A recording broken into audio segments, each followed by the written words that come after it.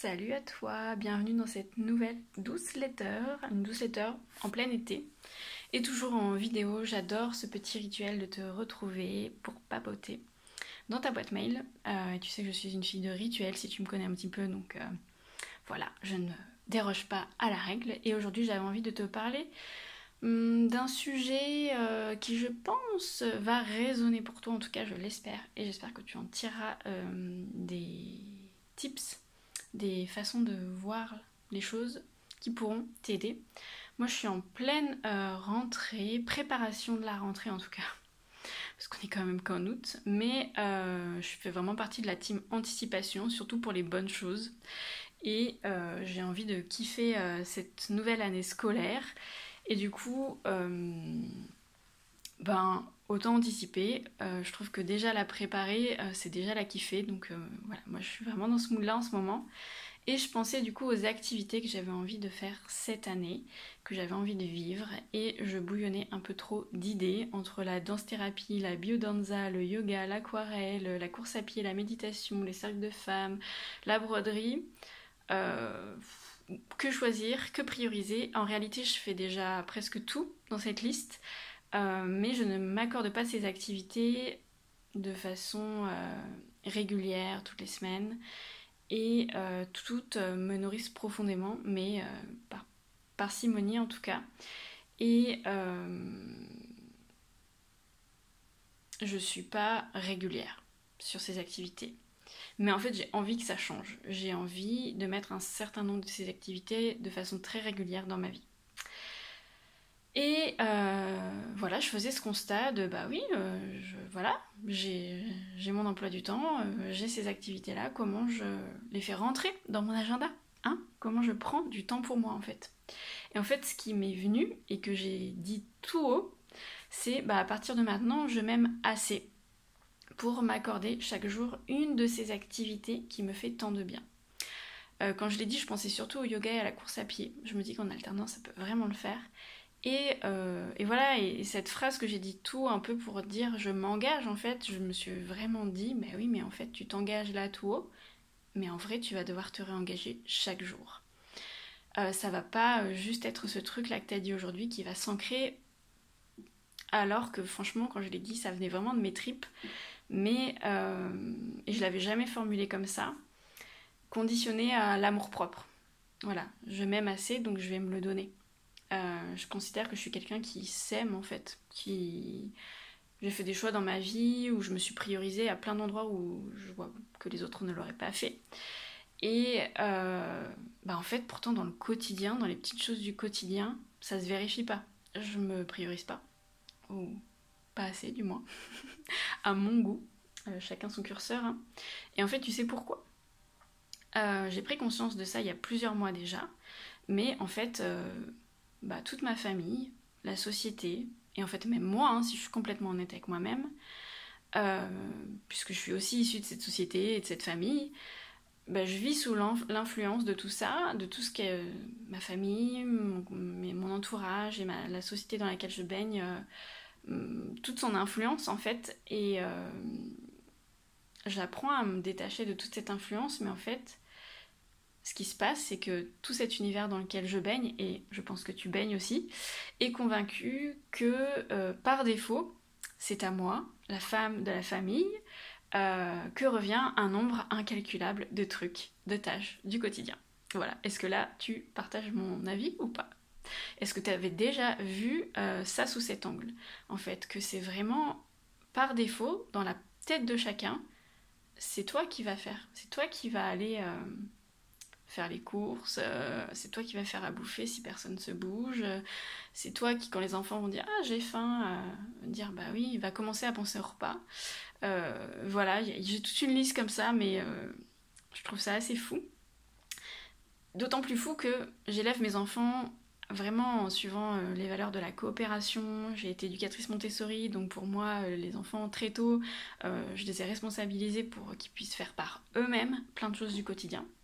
J'ai un conjoint super présent, investi, qui réfléchit à sa place dans cette famille, etc. J'ai un certain recul sur mes biais et sur mon mode de fonctionnement en tant que femme dans la société et dans ma famille. Et pourtant, Pourtant, ce petit monde, il continue de considérer par défaut que c'est à moi de lancer les lessives, que c'est à moi de cuisiner quand les enfants ils ont faim, que c'est à moi de faire les courses, que c'est à moi de penser à payer la cantine, que c'est à moi d'inscrire les enfants à l'école et de les emmener à leurs activités extrascolaires. Et c'est aussi à moi d'acheter les cadeaux d'anniversaire pour les copains et de changer les draps. Voilà, je pense que la liste en vrai elle pourrait être très longue et je me suis aperçue de ça en fait parce que juste j'ai pris un petit peu de recul et je me suis dit bah oui ça c'est toujours moi qui le fais. Ah et ça si l'autre s'engage à le faire et que finalement il n'a pas le temps de le faire, il s'en préoccupe même plus parce qu'il sait que par défaut c'est moi qui vais le faire. Et moi je suis pas vraiment ok avec ça. Je sais pas ce que t'en penses toi mais moi ça me va pas.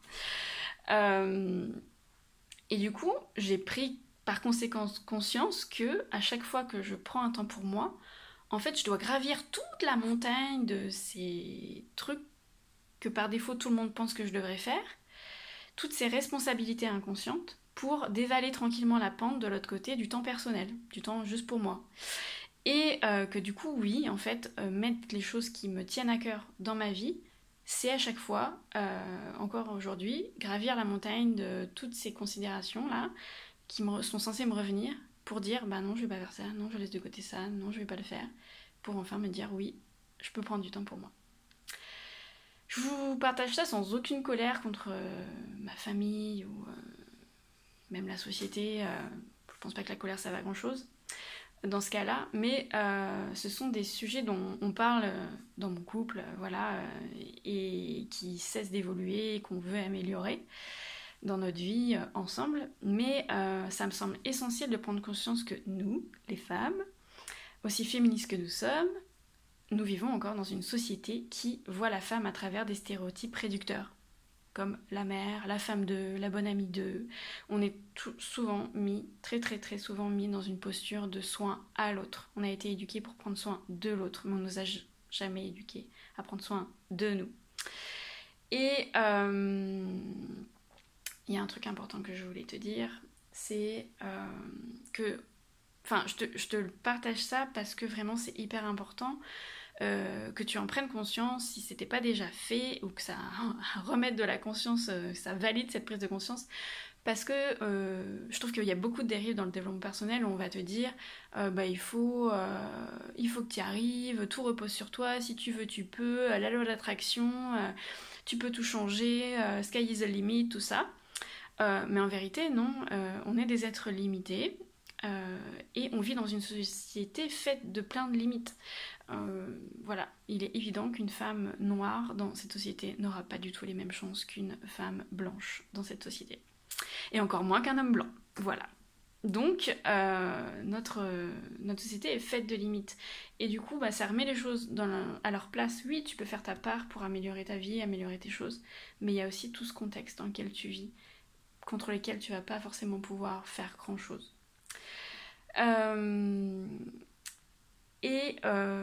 Voilà. Moi, je crois quand même fort en l'effet bénéfique de bonifier son amour pour soi-même, sa confiance en soi, son estime de soi. Mais cela suffit pas. Dans un monde où la place de la femme, elle reste coincée dans un carcan de devoir et souvent de culpabilité. Et voilà, pour moi, ça revient tout le temps à se réengager chaque jour pour s'aimer suffisamment, pour s'offrir du temps pour soi. Et ce monde-là, il est là. On peut changer les choses, je pense, dans notre famille, c'est sûr.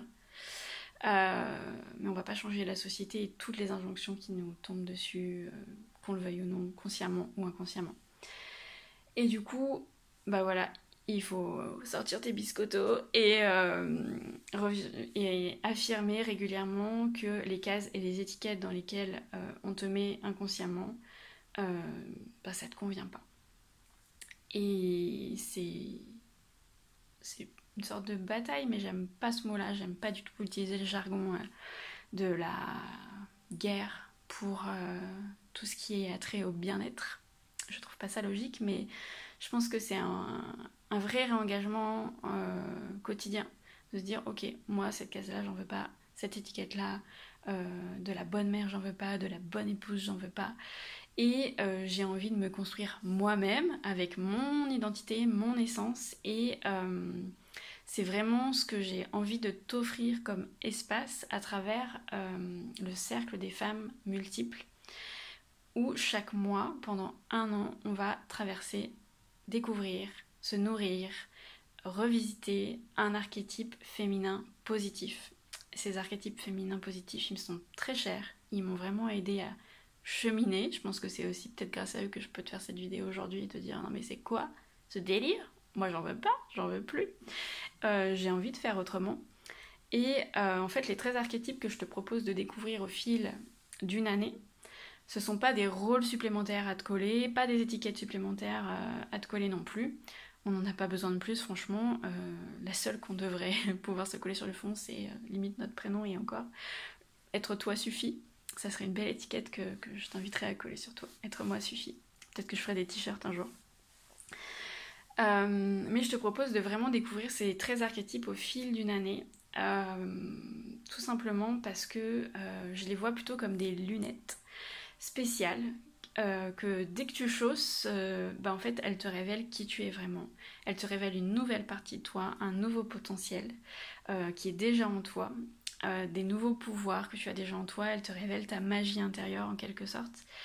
Et ça, c'est hyper précieux de prendre du recul, voir, te découvrir sous un nouvel angle qui est hyper riche en fait et qui est dans l'idée de l'ouverture. Tu peux tout être quelque part. Tu peux choisir plein de choses. Tu peux révéler plein de choses de toi. Il y a déjà... En fait, tout est déjà en toi. Et l'idée, c'est de déconditionner notre inconscient à tous ces rôles dans lesquels on nous a élevés et de pouvoir vraiment toucher à notre essence, à être pleinement nous-mêmes et à mettre en œuvre nos potentiels dans nos vies, à prendre le chemin que tu as envie de prendre cette année dans ta vie. Donc voilà, le cercle des femmes multiples, il est vraiment destiné à ça, entre autres, parce qu'en fait, participer à un cercle sur 1 an, c'est tellement vertueux, à tellement de niveaux différents, ça a des vertus thérapeutiques, ça a des vertus pour la confiance en soi, pour même je dirais ça fait trop du bien au moral en fait, tout simplement.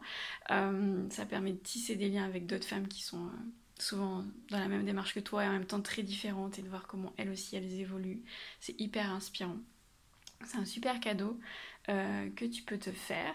Donc pour rejoindre le cercle des femmes multiples et échausser successivement tes 13 paires de lunettes pour te regarder comme tu ne l'as jamais fait quelque part, avec les yeux de l'acceptation, les yeux de l'amour, les yeux de l'ouverture, du déploiement de ton potentiel, il suffit de t'inscrire. Il y a une offre spéciale au 15 août, mardi 15 août, donc je pense que c'est demain, pour toutes les femmes qui vont s'inscrire au cercle des femmes multiples avant mardi 15 minuit. Je leur offre le cahier pour cultiver leur paix intérieure et une grosse surprise à l'intérieur.